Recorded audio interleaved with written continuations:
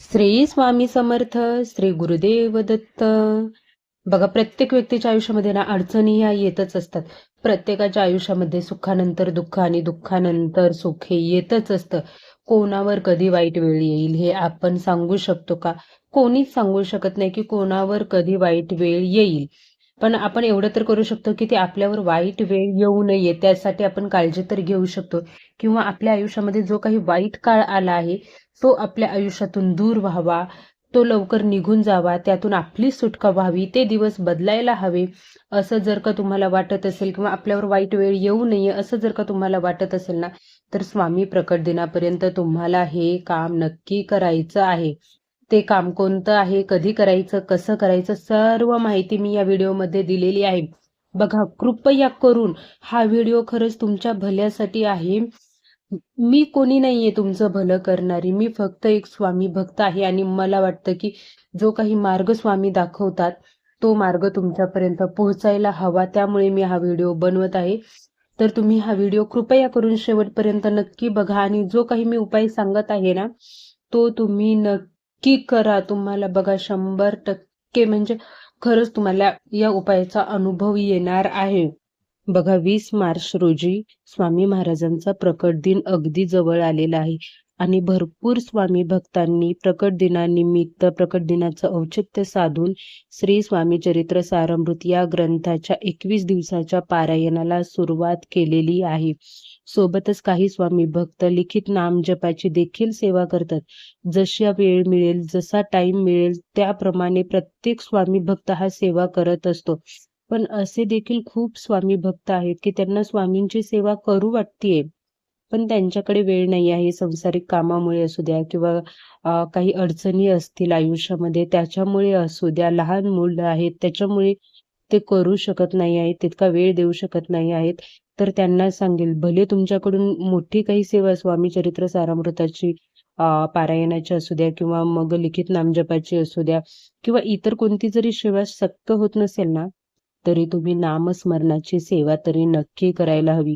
अगदी दिवसातून फक्त 5 मिनिटं शांत बसा. जिथे जागा मिळेल, जिथे शांती वाटेल तिथे शांत बसा आणि 5 मिनिटं स्वामींचं नामस्मरण करा. आणि एक सांगू का, अशा देखील मी महिला पाहिलेल्या आहेत की त्यांना स्वामींची सेवा करायची, श्री स्वामी चरित्र सारामृत ग्रंथाचं पारायण करायचंय किंवा नित्य सेवा करायची, पण घरातलं वातावरण असं आहे ना की तिच्याकडे वेळ आहे, त्यांना वेळ मिळतोय करण्यासाठी, पण घरामध्ये नवऱ्याची किटकिट, सासू सासऱ्यांची किटकिट किंवा मग नवरा ड्रिंक करतो किंवा रोजच नॉनव्हेज खायला लागतं आणि या सगळ्या गोष्टीमुळे ती स्वतः पारायण करू शकत नाही. खरंच त्या महिलाला खूप दुःख वाटतं की नाही, माझ्याकडून स्वामींची सेवा घडायला हवी, पण या सगळ्या कारणामुळे तिचं मन लागत नाही सेवेमध्ये. अशा देखील भरपूर महिला आहेत. त्यासोबतच ज्यांना कामामुळे, लहान मुलामुळे वेळ मिळत नाही, अशा देखील खूप महिला आहेत की त्यांना सेवा करायची आहे पण त्या करू शकत नाही आहेत. पण लक्षात ठेवा, तुम्ही सेवा करू शकत नसाल ना, तरी नामस्मरण नक्की करत राहा. अहो बघा ना, नामस्मरणात किती शक्ती आहे. आत्ताच होळी झाली आहे आणि होळीनिमित्तच काय म्हणजे आपल्या प्रत्येकाला माहिती आहे की भक्त प्रल्हादाने देखील भगवान विष्णूंचं नामस्मरण करत होता आणि तो नामस्मरणामुळे एवढ्या मोठ्या अग्नीमधून वाचला होता आणि होलिकेला वरदान होतं की तिला अग्नीपासून काहीच होणार नाही, पण ती त्याच्यामध्ये भस्म झाली होती. एवढी शक्ती नामस्मरणात आहे. त्यामुळे नामस्मरण करत राहा आणि सोबतच तुम्हाला उपाय काय आहे तो देखील मी सांगणार आहे की हा उपाय खरंच खूप म्हणजे खूप महत्वाचा असा उपाय आहे. हा उपाय तुम्ही केला तर तुमच्या सगळ्या अडचणी, दुःख दूर होणार आहे. बघा, सुख-दुःख तर येतच असतं, पण उद्याचा विचार जास्त करू नका. आजचा दिवस नामस्मरणात घालवा, तुमचा उद्याचा दिवस चांगला जाईल.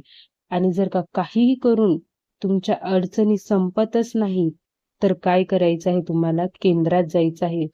केंद्रामध्ये तुम्हाला तुमच्या कुठल्याही प्रश्नाचं उत्तर मिळतं. तिथे जा, तिथे तुमचे प्रश्न सांगा, तिथे असतात, सहकारी असतात. त्यांना सांगा तुमची अडचण काय आहे. ते तुम्हाला बरोबर सेवा देतात आणि खरंच त्यांना माहिती असतं, त्यांना तेवढा अनुभव असतं, कोणत्या अडचणीला कोणती सेवा करायची आहे. आणि त्या सेवा तुम्ही जर का नित्यनियमाने केल्या ना, विश्वासाने आणि श्रद्धेनं तर तुमच्यावर कोणतीही अडचण आलेली असू द्या, ती नक्कीच नक्कीच दूर होणार आहे.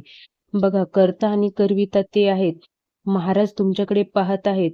जी ते तुमची परीक्षा घेत आहेत आणि त्या परीक्षेमध्ये तुम्ही तेव्हाच उत्तीर्ण व्हाल, जेव्हा तुम्ही सेवा एकदम एकदम म्हणजे तुम्ही भक्तीने, श्रद्धेने कराल. जी काही सेवा मिळालेली असेल, तुम्ही ती सेवा जर श्रद्धेने केली, तर समजून जा की तुम्ही त्या परीक्षेत पास झालेले आहात.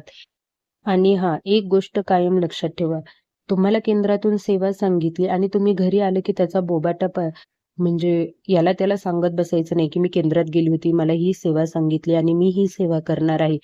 ते पाहत आहेत, ब्रह्मांड नायक पाहत आहेत, तुम्ही काय करताय, काय नाही करत आहे. तुम्हाला फक्त विश्वासाने आणि श्रद्धेने सेवा करायची आहे. आपण किती सेवा करतो, ते लोकाला सांगत बसायची काही गरज नाही आहे. बघणारे ते आहेत, देणारे ते आहेत. तुम्ही लोकांना सेवा करायला सांगू शकता, त्यांना अडचणीतून दूर पडण्यासाठी सेवा सांगू शकता. पण आपण किती सेवा करतोय, मी किती महान आहे, असं कोणाला दाखवायची गरज नाही आहे. मार्ग दाखवणारे ते आहेत, संकटातून बाहेर काढणारे ते आहेत. फक्त तुम्हाला जर मार्ग पाहिजे असेल, तुम्हाला संकटातून बाहेर पडायचं असेल, तर केंद्रामध्ये जा, तुमच्या अडचणी सांगा. तुम्हाला नक्की तिथून सेवा मिळेल आणि तुमची सगळ्या संकटातून सुटका होईल. आजचा व्हिडिओ तुम्हाला आवडला असेल तर व्हिडिओला लाईक करून कमेंटमध्ये श्री स्वामी समर्थ